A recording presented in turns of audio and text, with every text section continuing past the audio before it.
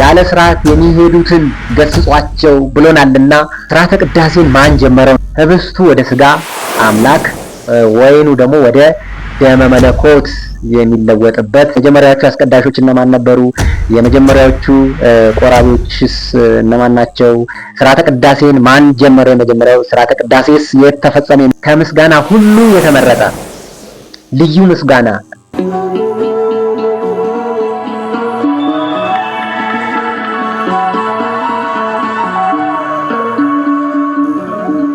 እንደምን አላችሁ ውድ ቤተሰቦቼ፣ በያላችሁበት ሁሉ የእግዚአብሔር ጸጋና ሰላም ከሁላችን ጋር ይሁን።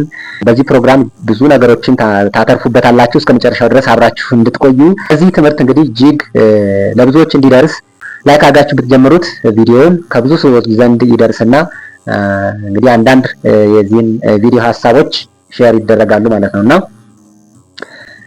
ዛሬ እንግዲህ እጅጉን በቤተክርስቲያን በአንድ ላይ በህብረት የምንጸልየውን ጸሎት ነው ወደ እናንተ የማቀርብላችሁ። የመጀመሪያዎቹ አስቀዳሾችና ቆራቢዎች እነማን ነበሩ? የመጀመሪያውን ቅዳሴ ማን ጀመረው የሚለውን ስርዓተ ቅዳሴን በዚህ ቪዲዮ ላይ በዚህ ፕሮግራም ላይ በተከታታይ በዚህ ብቻ ሳይሆን በተከታታይ የሚቀርብ ይሆናል። ሀሳብ አስተያየቶቻችሁን ታስቀምጣላችሁ። በዚህ መልክ እንግዲህ ይህንን ትምህርት አብረን እንማማራለን። የሚያስተምር የሚገስጽ እግዚአብሔር ነው። የስርዓተ ቅዳሴን ክፍል የመጀመሪያዎቹ አስቀዳሾች እነማን ነበሩ? የመጀመሪያዎቹ ቆራቢዎችስ እነማን ናቸው? ስርዓተ ቅዳሴን ማን ጀመረ? የመጀመሪያው ስርዓተ ቅዳሴስ የት ተፈጸመ? የሚሉት ምላሾችን አብረን በጋራ እንመልሳለን፣ እንማማራለን። እስከ መጨረሻው ድረስ አብራችሁ እንድትቆዩ። ላይክ ሳያደርጉ ቪዲዮውን መጀመር ክልክል ነው፣ ወጪ ስለሌለው ላይክ ማድረግ። ነገር ግን ይህንን ላይክ ብናደርግ ይህ ቪዲዮ ከብዙ ሰዎች ዘንድ ይደርሳል፣ ሀሳቡ ሼር ይደረጋል ማለት ነው። እና ቅዳሴ ማለት ምን ማለት ነው? እንግዲህ ቅዳሴን ትርጉም አውቀን ነው ወደ ሌላው ሀሳብ የምንሄደው። ከዛ በፊት ግን ቅዱስስ ማለት ምን ማለት ነው? ቅዱስ ብዙ ሰዎች እንግዲህ ቅዱስ ብለው ለልጆቻቸው ስም ያወጣሉ። ቅዱስ ማለት ልዩ ማለት ነው። ቅዱስ ማለት የተለየ ማለት ነው። ቅዱስ ማለት የተመረጠ ማለት ነው። ስለዚህ ስርዓተ ቅዳሴ ስንል እንግዲህ ቀደሰ፣ ባረከ፣ አመሰገነ፣ አከበረ፣ አገነነ፣ አነጻ፣ ሰራ፣ ለየ፣ ለእግዚአብሔር መርጦ ሰጠ ከሚለው የግስ የተወሰደ ነው።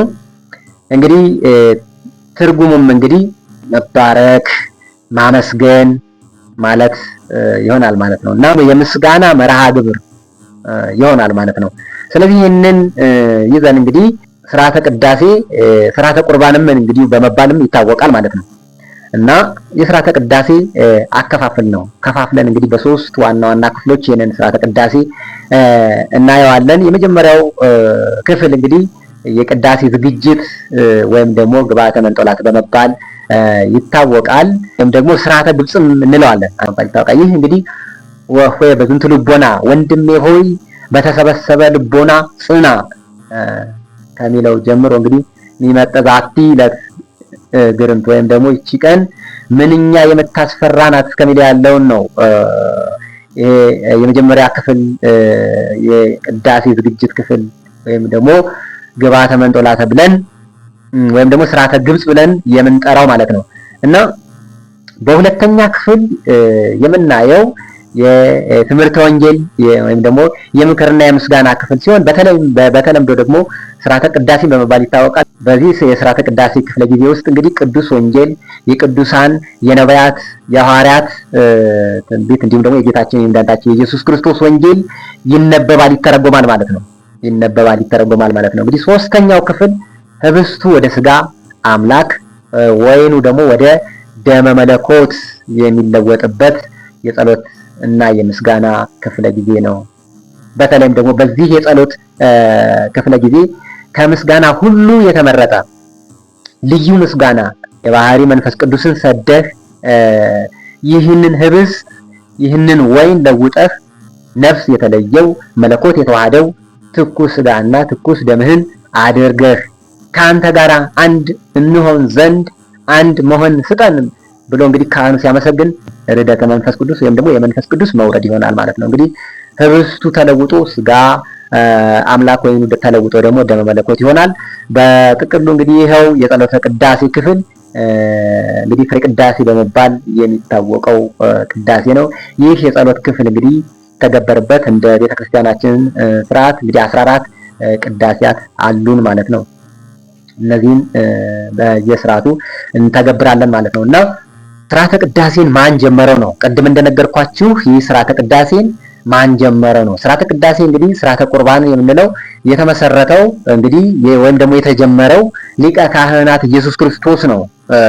መድኃኒታችን ኢየሱስ ክርስቶስ ሐሙስ ማታ በብሉይ ኪዳኑ ስርዓት ከደቀ መዛሙርቱ ጋር በበዓለ ፋሲካው እንግዲህ ተቀምጦ በዓለ ፋሲካውን ሲመገቡ ወይም ደግሞ ከተመገቡ በኋላ ለደቀ መዛሙርቱ ስለናንተና ስለብዙዎቹ ቤዛ የሚፈተተው የሚሰጠው ስጋዬ ይህ ነው እንኩ ብሉ፣ ቅዱስ ስጋውንም እንዲሁም ደግሞ ጽዋውንም አንስቶ አመስግኖ አክብሮ ስለናንተ ለዓለም ሁሉ የሚፈሰው አዲስ ስርዓት ሆኖ የሚሰጠው ደሜ ይህ ነው ብሎ ክቡር ደሙን በለጋስነቱ ሰጥቷቸው እንዲሁም ደግሞ እንዲህ አድርጉ ብሎ ስርዓተ ቅዳሴውን መሰረተ ማለት ነው እና ስርዓቱንም በተግባር በትምህርት አስተማራቸው። ጸሎተ ቁርባንንም አከናወነ። በማቴዎስ ወንጌል ምዕራፍ 26 ከቁጥር 26 እስከ 28 ባለው እንዲሁም ደግሞ በማርቆስ ወንጌል በምዕራፍ 14 ከቁጥር 17 እስከ 25 ድረስ እናገኘዋለን ማለት ነው። ይህ የቅዳሴው ስርዓት እንግዲህ ለመጀመሪያ ጊዜ የተከናወነው የመጀመሪያው የዘመን ወንጌል ቤተ መቅደስ በነበረው እንግዲህ በአልዓዛር ቤት ተከናወነ። እናም ዛሬ እንግዲህ የምንቀድሰው የስርዓተ ቅዳሴ ቅደም ተከተል ያሰባሰበው እንግዲህ ቅዱስ ባስልዮስ ዘቂሳርያ ነው። ይህንን በህብረት ሆነን አንድ ላይ የምናመሰግነውን ትልቁ ጸሎታችንን ለነፍስም መድኃኒት የሆነውን ከክርስቶስ ጋር በቤተ መቅደስ በቀጥታ የምንነጋገርበት ይህንን ስርዓተ ቅዳሴ እንግዲህ ቅደም ተከተሉን አዘጋጅቶ ቅዱስ ባስልዮስ ዘቂሳርያ አቅርቦልናል ማለት ነው እና የመጀመሪያዎቹ አስቀዳሾችና ቆራቢዎች ደግሞ እነማን ናቸው ብንል የዚህ ጸሎተ ቅዳሴ ስርዓተ ቁርባን የምንለው የመጀመሪያዎቹ አስቀዳሾቹ ቆራቢዎቹም የነበሩት እንግዲህ ቅዱሳን ሐዋርያት ነበሩ። ቅዱሳን ሐዋርያት ነበሩ ማለት ነው። እንግዲህ ጌታችን የጸሎተ ቁርባኑን ስርዓት ባደረሰ ጊዜ ጸሎተ ቅዳሴውን ለማከናወን ከ12 ሐዋርያት እንግዲህ ጋር በአንድነት በማዕድ ተቀመጠ። በሉቃስ ወንጌል በምዕራፍ 22 ቁጥር 14 ላይ ይሄንን እናገኘዋለን።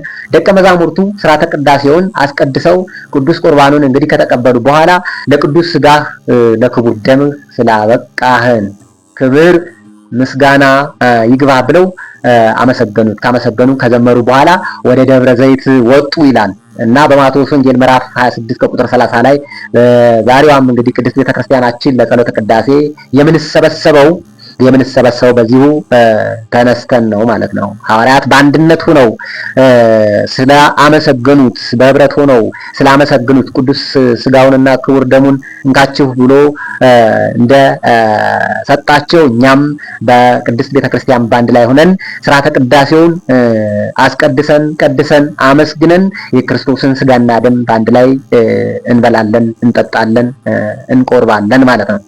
ስለዚህ የመጀመሪያዎቹ ቆራቢዎችና አስቀዳሾች የሚለው ጥያቄ በዚህ ተፈቷል ማለት ነው። ስለዚህ እንግዲህ በጸሎተ ቁርባን እናመሰግነዋለን።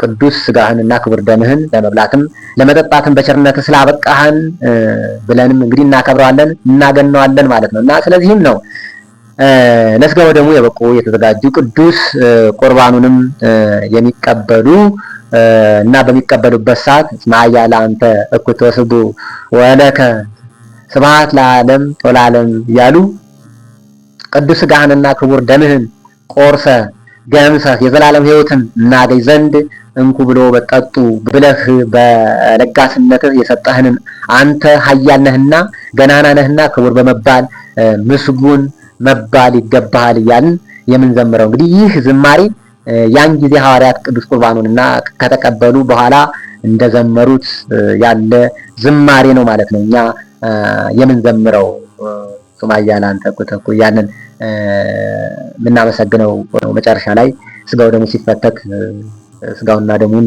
ስንቀበል ማለት ነው እና የመስዋዕተ ኦሪት ምግብና መፈጸሙን መጠናቀቁን የሚያመለክት ነው። ይሄ የሥርዓቱ ዋና ዓላማ የመስዋዕተ ኦሪት ምግብና መጠጡ መፈጸሙን መጠናቀቁን በምትኩም እንግዲህ የሐዲስ ኪዳን የዘላለም ሥርዓት የወንጌል መስዋዕት የሆነውን እንግዲህ ከመቤታችን የነሳውን ቅዱስ ሥጋውንና ክቡር ደሙን ቆርሶና ገምሶ በቸርነቱ በለጋስነቱ ዘላለም ሕይወትን የሚናፍቁ ሁሉ እንካችሁ ብሉ ጠጡ ብሎ ከመስጠት ጋር ለሐዋርያት ተከታዮቻቸው እንግዲህ ሥርዓቱን ለማስተማር ለመፈጸም ነው እና በአንደኛ ቆሮንቶስ ምዕራፍ 1 ከቁጥር 25 እስከ 26 እንዲህ ብሎ ተነግሯል። እንግዲህ ሰው ከዚህ እንጀራ ቢበላ ለዘላለም ይኖራል ይለናል እና ሥጋዬንም የሚበላ ደሜንም የሚጠጣ የዘላለም ሕይወት አለው ብሎ በዮሐንስ ወንጌል ምዕራፍ 6 ከቁጥር 51 እስከ 59 ድረስ እንደተናገረው ክብር ምስጋና ይግባውና